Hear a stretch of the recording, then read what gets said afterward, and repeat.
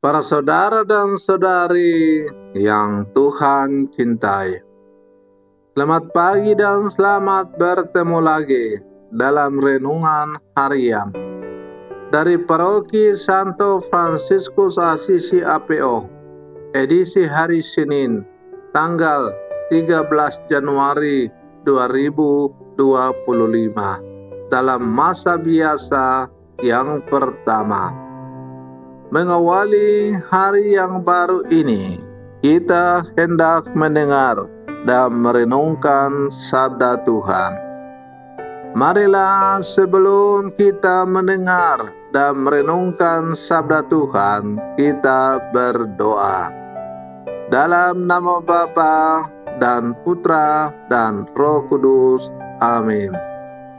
Allah Bapa Maha Pengasih, kami bersyukur kepadamu karena Engkau telah bersabda melalui Putramu Yesus Kristus. Bukalah hati kami agar mampu mendengarkan sabdanya dan menyaksikan kemuliaannya. Bersabdalah ya Tuhan, kami siap mendengarkan. Terpujilah Engkau Bapa, Putra, dan Roh Kudus, kini dan sepanjang segala masa. Amin.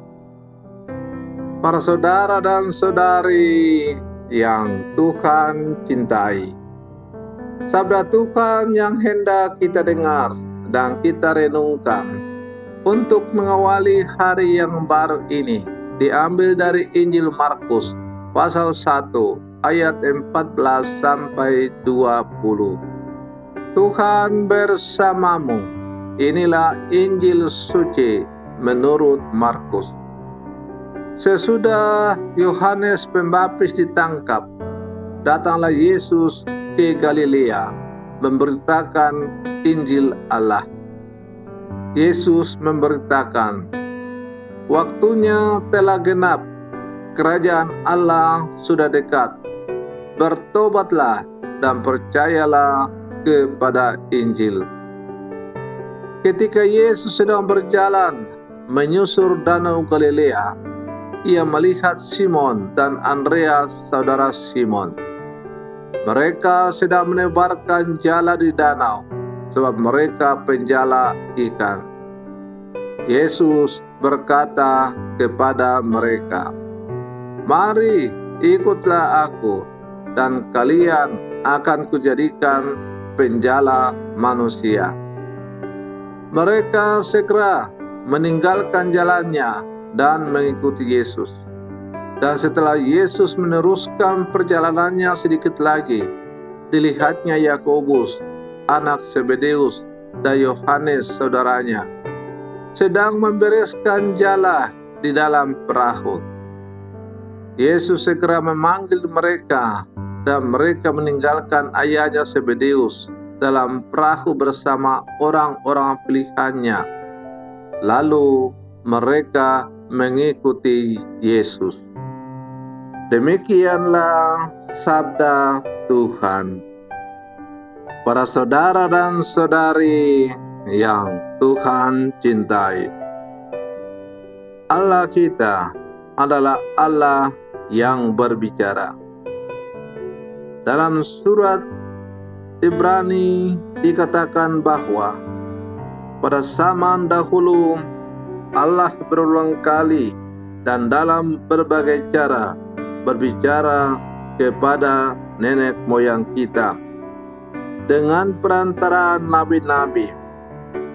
Maka pada zaman ini Dia telah berbicara kepada kita dengan perantaraan anaknya. Pewartaan inilah yang hendak disampaikan dalam surat Ibrani, supaya Yesus semakin dikenal lebih dalam lagi. Dengan demikian, umat Allah dikuatkan imannya agar tetap teguh dalam menjalani berbagai kesulitan hidup.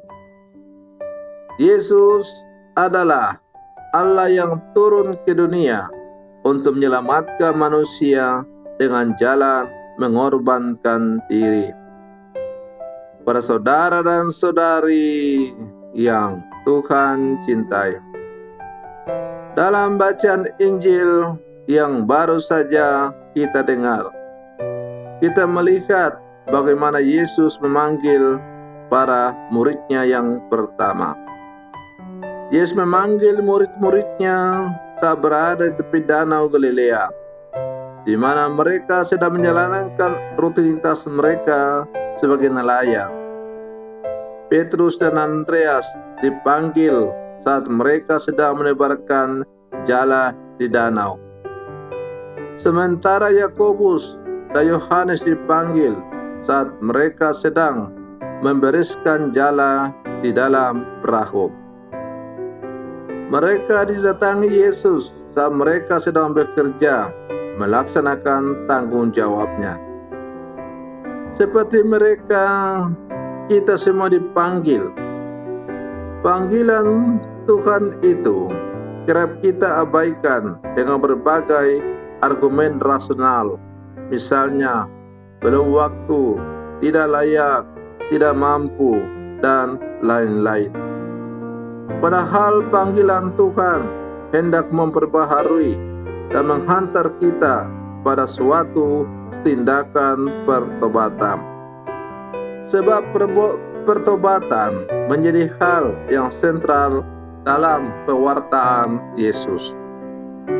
Para saudara dan saudari yang Tuhan cintai, melalui bacaan Injil yang diperdengarkan kepada kita pada hari ini, kita diajak untuk semakin menyadari bahwa siapapun kita yang hidup di zaman sekarang juga dipanggil oleh Yesus untuk menjadi rekan sekerjanya, meneruskan warta sukacita pewartaan Injil kepada semua orang. Inti pewartaan sabda Allah yang harus kita lanjutkan ialah pertobatan.